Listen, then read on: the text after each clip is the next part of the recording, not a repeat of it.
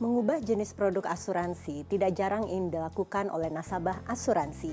Penyebabnya sangatlah beragam. Di antaranya adalah minimnya pengetahuan nasabah akan produk yang dimilikinya maupun kurang lengkapnya penjelasan dari agen asuransi.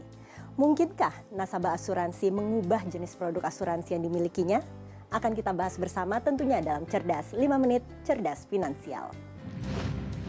Ketika membeli sebuah produk, pastinya konsumen ingin mendapatkan informasi selengkap mungkin, sehingga tidak membeli produk yang salah yang bukan sesuai dengan kebutuhannya.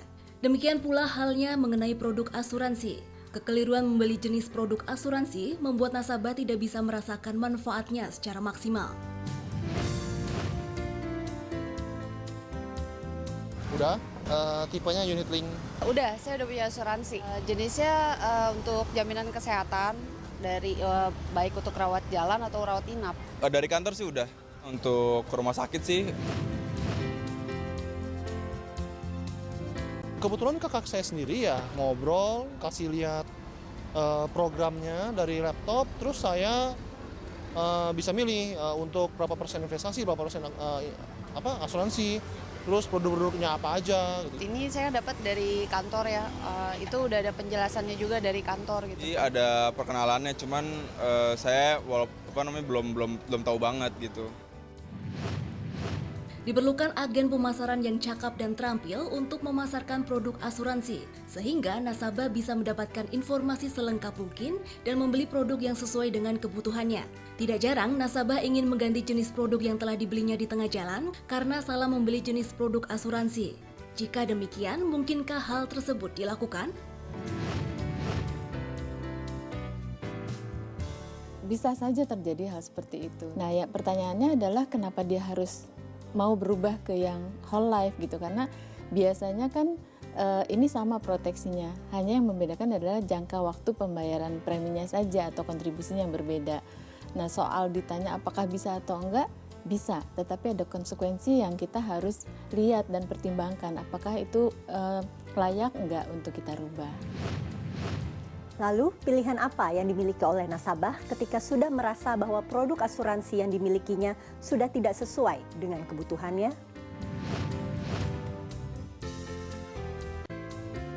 Biasanya itu ada banyak hal. Pertama, bisa saja ketika dia awal membeli, dia belum melakukan diskusi yang cukup dalam dengan para agen atau pemasarnya gitu ya. Nah, yang kedua adalah bisa saja terjadi walaupun si agen pemasarnya sudah menjelaskan dengan benar, tapi dia kemudian merasa di tengah perjalanan proteksinya dia merasa, wah saya maunya bukan yang ini nih, saya mau merubah karena ternyata teman-teman misalnya banyak yang ambil polis seumur hidup atau whole life.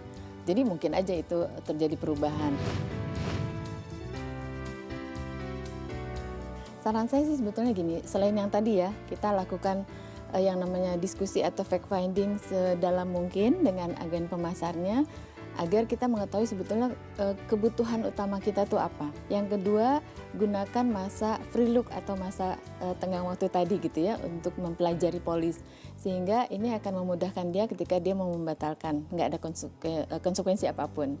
Yang ketiga, coba pelajari lagi karena gini loh, biasanya nilai ekonomi seseorang kan bertambah. Nah, yang harus kita proteksi adalah apakah sudah sesuai yang berjalan sekarang, nilai polisnya atau nilai pertanggungannya dengan kondisi ekonomi dia yang sekarang yang meningkat.